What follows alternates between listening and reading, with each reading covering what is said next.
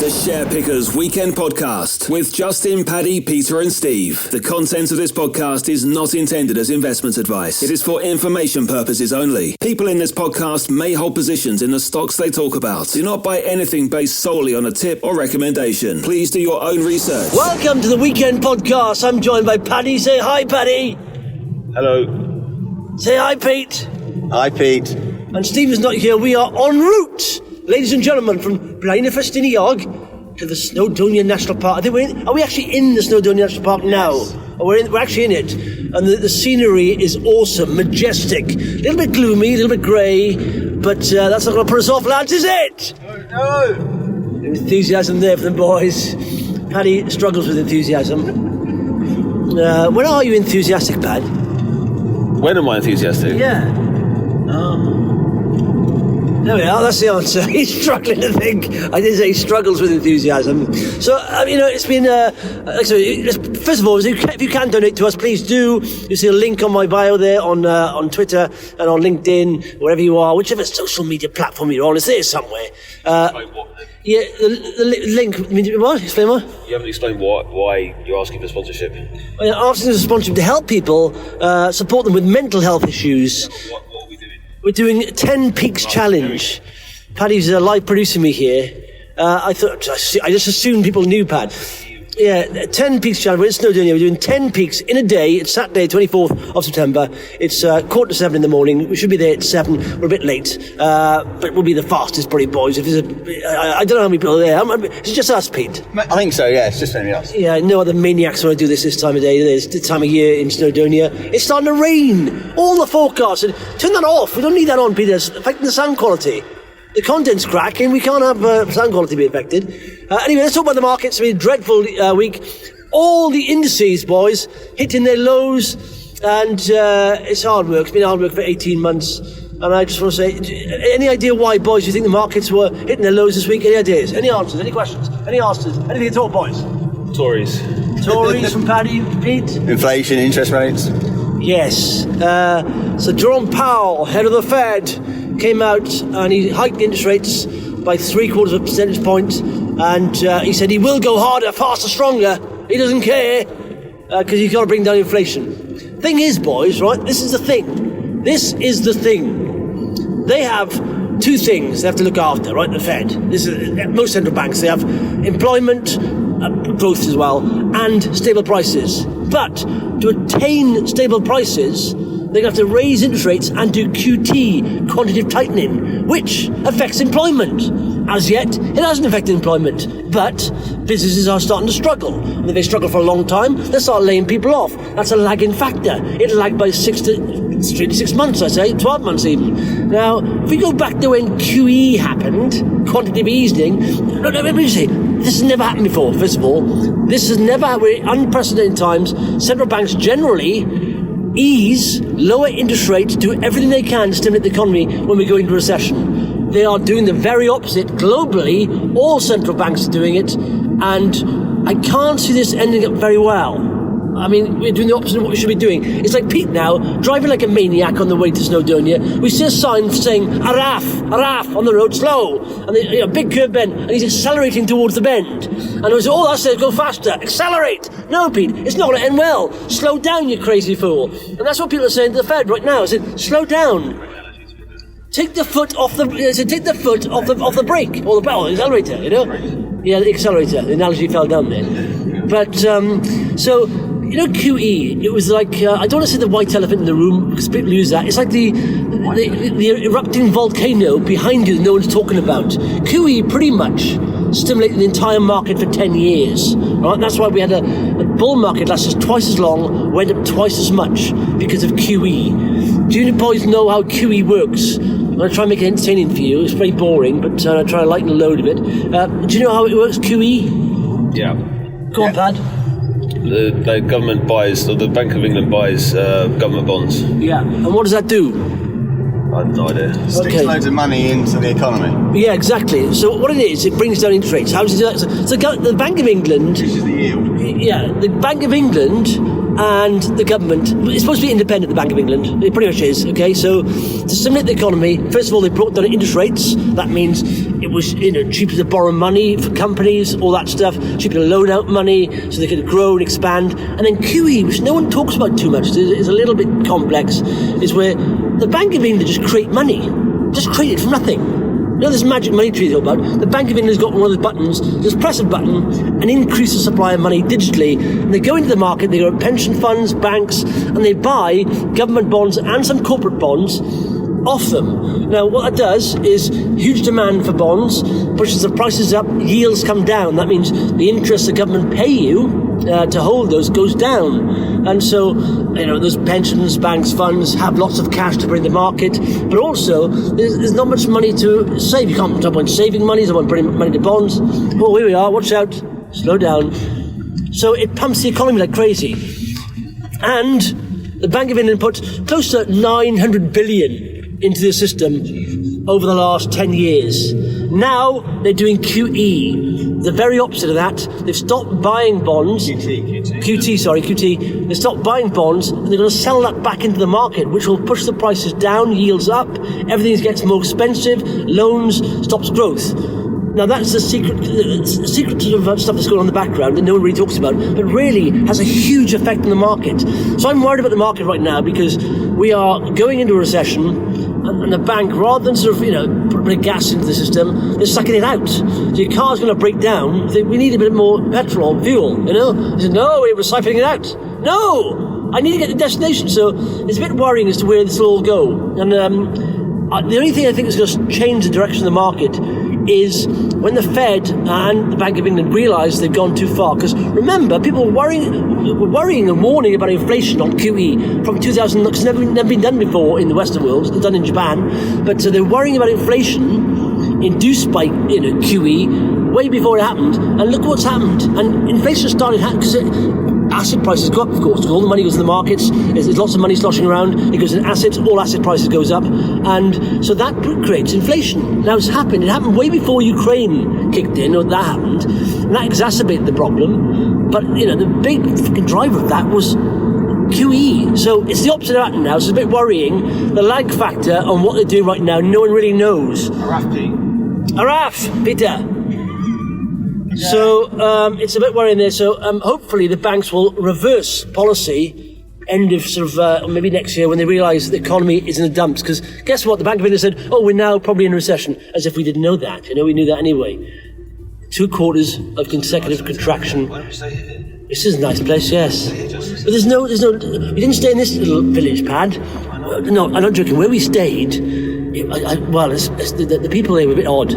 Weren't they? I mean, we got there, Pete parked his car, right, and then they had a fire next to his car. A group of people just standing around having a fire next to his car. Walked down to the little town there to get something to eat and drink. There was like a group of teenagers, about 20 of them, queuing for something. They were just standing there on the road. There's nothing else to do. It's a very odd place. It's like, This looks a lot nicer. what about that Simon Pegg film? You know that film where you go those really odd, out the back of Beyond, and the people are a bit inbred and all that? It's a bit like that. The scenery's lovely, but the people they don't really fit. But anyway, so that's QE. I'm a bit worried about the economy.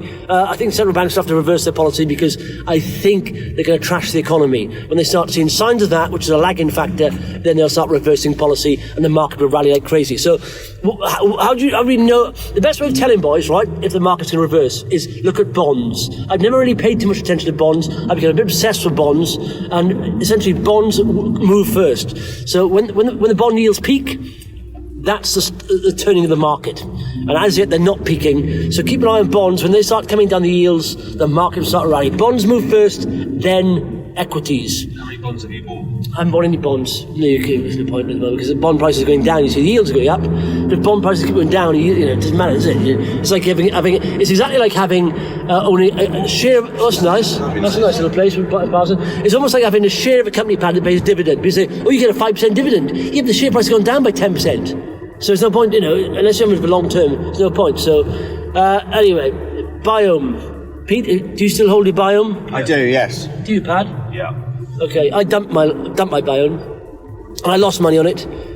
But the reason why I lost is that I don't see how they got to the statement they put out.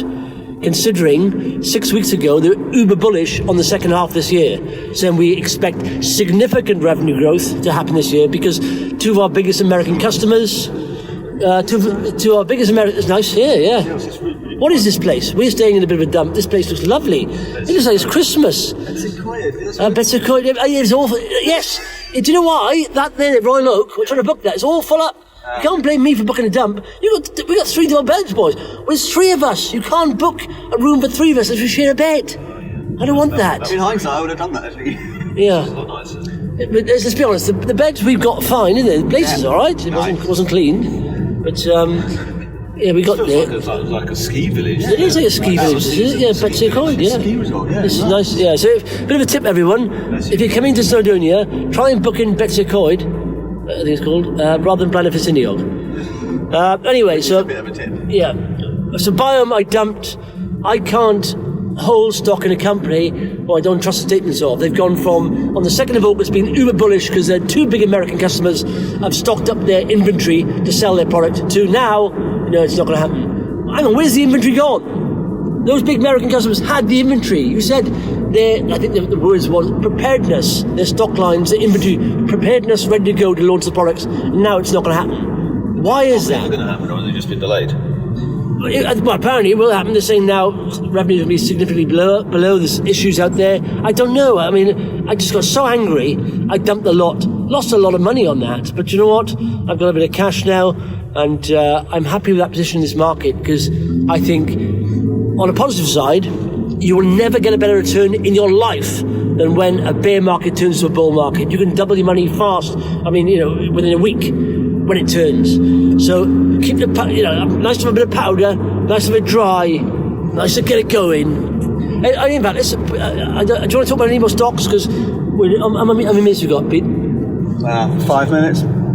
5 minutes. Let's talk about Paddy's favourite. Another big, financial discussion announcement this week was Kwasi Kwarteng. First of all, what the heck was Kwasi Kwarteng doing in the funeral of the Queen, laughing his head off? I mean, he was putting the fun in funeral, wasn't he? Do you understand what he was doing, He looks like, I don't want to accuse him, but he looks like he was on something, didn't he? I think he was probably just laughing at the thought of the madness he was going to give us at the dispatch box yesterday, yeah. He was just chuckling at the prospect of the utter mentalness he was about to release into the financial world. Yeah, it was a bit nuts. They're going for growth, they say, right? The Bank of England are doing... How many times you say that? What if the policies don't match that, then they're not going for growth. They're going to line their pockets.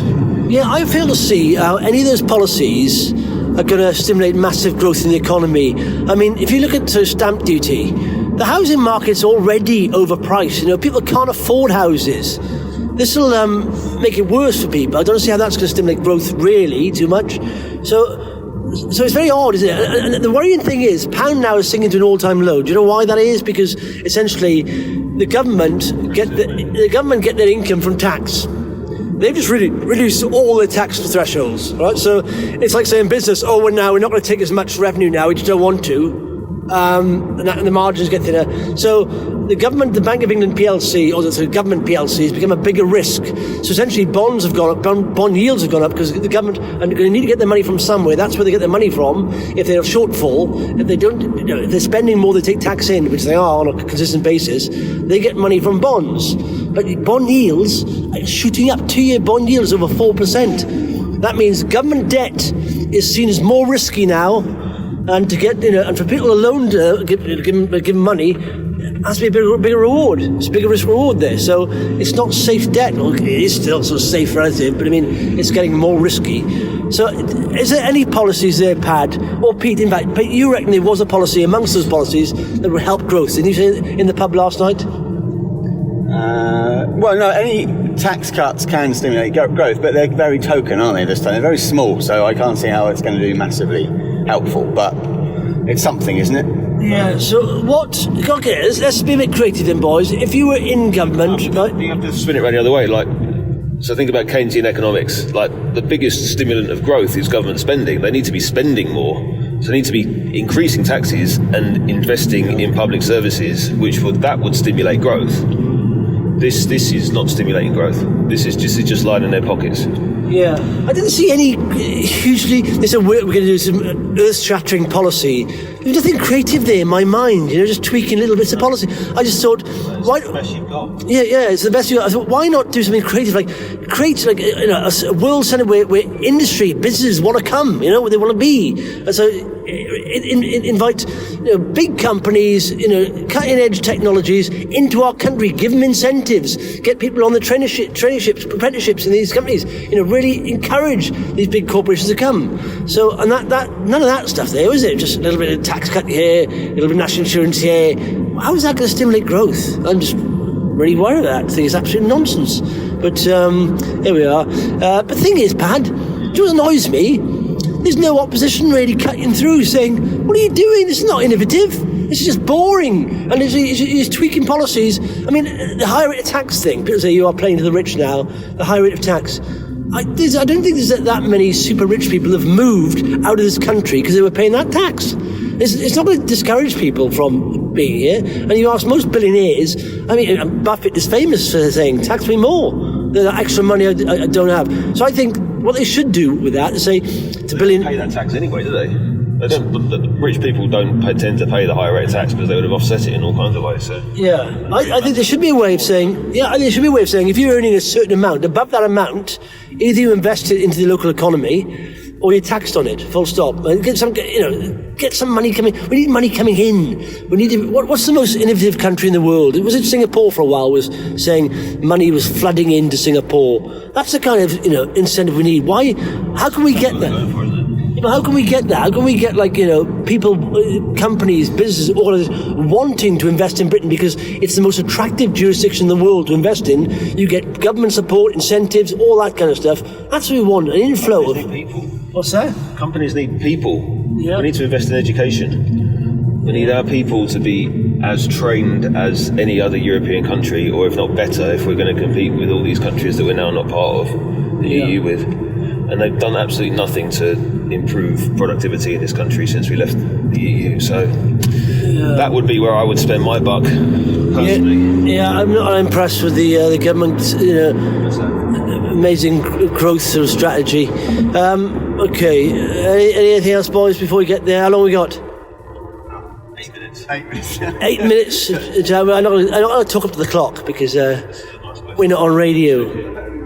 There's nothing here, boys. You can't keep complaining. Hey, none of you are going to book it. We wouldn't. All these were booked out, right? Two more reasons, right? All these were booked out, and none of them had 3 beds separately. Right. Now, I don't want to share with you hairy ass boys, okay?